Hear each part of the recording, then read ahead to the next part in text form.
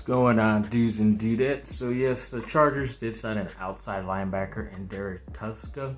He's from North Dakota State. He's been in the league for a couple years. I believe he got drafted by the defensive coordinator Ronaldo Hill's team, Denver, when he was coming out of there.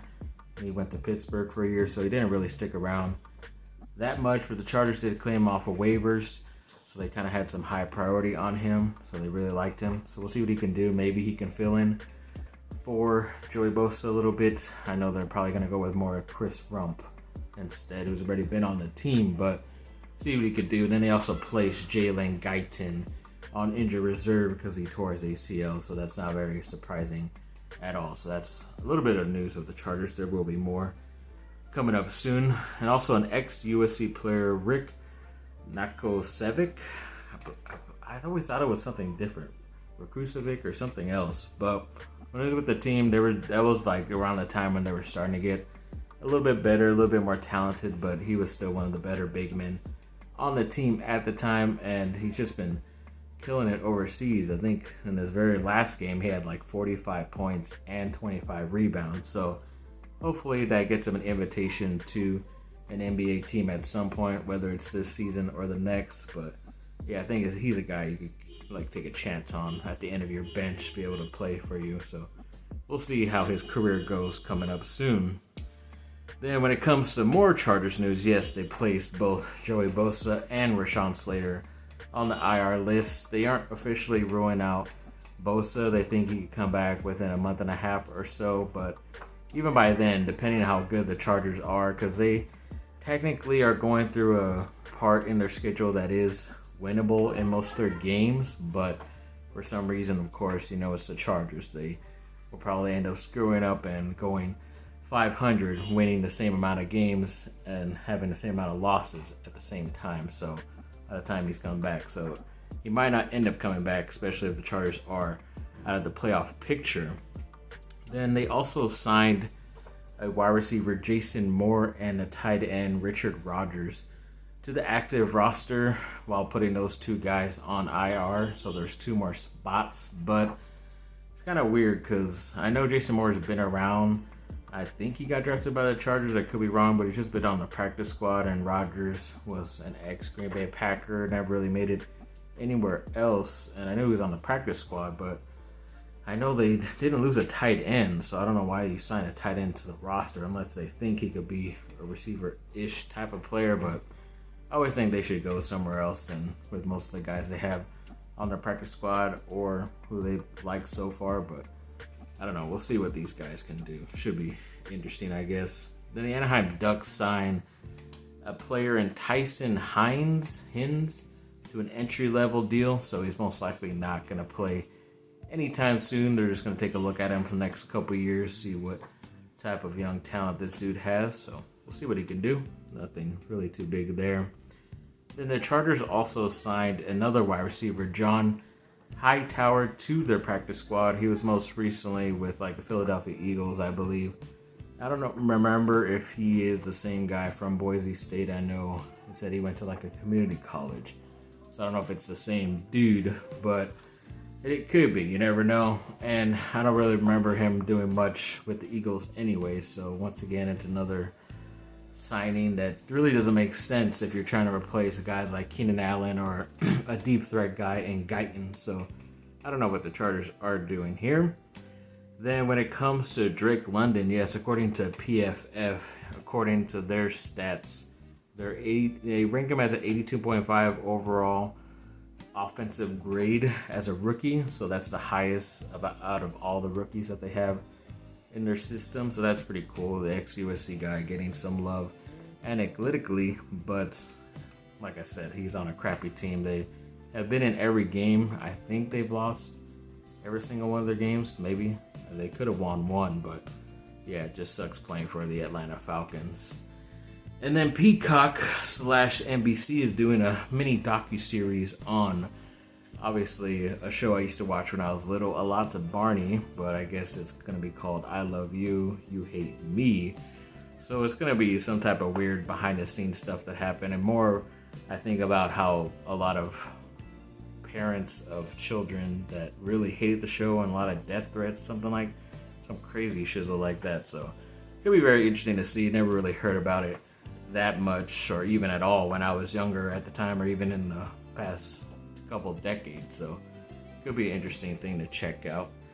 Then when it comes to Anthony Davis, kind of came out with that quote saying that the Lakers are taking this season as if they're the underdogs.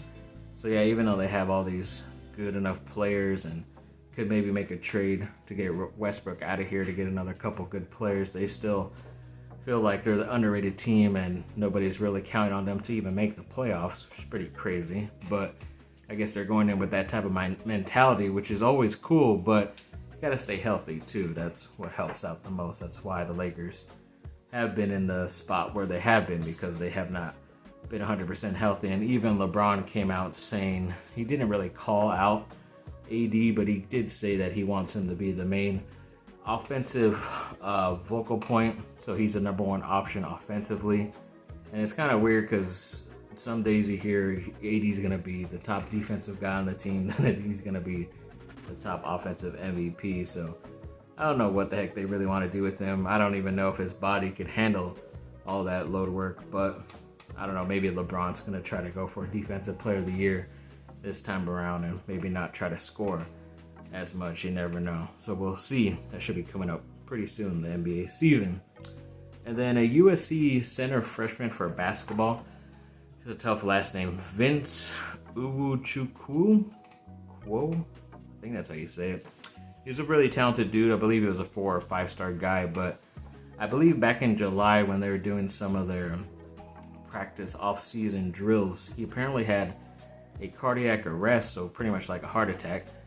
And he said ever since then he's been doing fine, been able to maybe do some light work in the gym, getting ready for the season coming up. But yeah, it's pretty crazy that he was able to have that. But it's kind of not surprising too. A lot of basketball players have been coming up with that, where they've had some heart problems that they never really knew about. Luckily, he got ahead of it and was able to figure out what was wrong, so nothing even worse happens in the future. So good luck to him. Then yes, wishing luck to 28 ex-Duke players in the NBA that are at least on training camp rosters trying to make these NBA teams, hopefully being able to play this season coming up. Most likely, most of them aren't going to make it, but at least, well, there was like 20 or 22 last year near the end of the year. So they could get most of these guys on rosters again, because there were a couple more rookies that were added to the number. So they should be able to at least stay on the team, at least for those 5 guys. And then when it comes to DeMar DeRozan, ex-USC guy, he was on JJ Redick's podcast this week, and he pretty much reiterated that he was still dumbfounded when he found out that he wasn't being traded to the Lakers anymore, because he thought it was the deal was all done with the Spurs and Lakers, and then all of a sudden he heard the news about Russell Westbrook being traded there, which was pretty crazy because he was hellbound on being a Laker and being traded there and playing with LeBron and all this stuff, and then all of a sudden he hears that news. So it's pretty crazy. I know there might be like some type of small possibility that he could end up being a Laker, because I know the Bulls are going through some tough stuff with injuries, and if they just want to cave in and let go of this season, they could end up trading DeRozan at some point to the Lakers around All-Star break in February, actually. So you never know. It could happen, but we'll see how this season goes. So hopefully we get the ex-USC guy back in LA. And then, yes, to finish this off, of course, USC has a pretty good, tough game against Arizona State, who did beat them last year when the game was in Arizona. But Arizona State's going through a lot of stuff. They let go of their head coach, and they have an interim guy. A lot of guys left the team last summer, especially the guy who's been really great for USC right now, and sophomore Eric Gentry on the defense. So he's going to be going up against his former team as well. He's looking forward to it. Says it's just another regular game, but I don't believe him. He definitely wants the victory, I believe. And it's going to be on regular ESPN, so they're putting him out in the spotlight around 7:30 p.m. So it's kind of good that it's on ESPN, but it is a later game, so still a lot of East Coast people aren't going to be watching at 10:30 at night. But whatever, still on the freaking main station, so that's pretty cool. So yeah, good luck to those guys.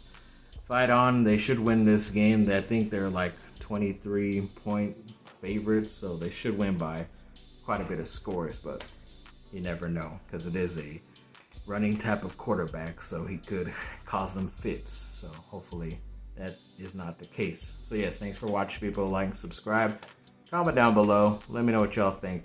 Have a great rest of your day. Bye.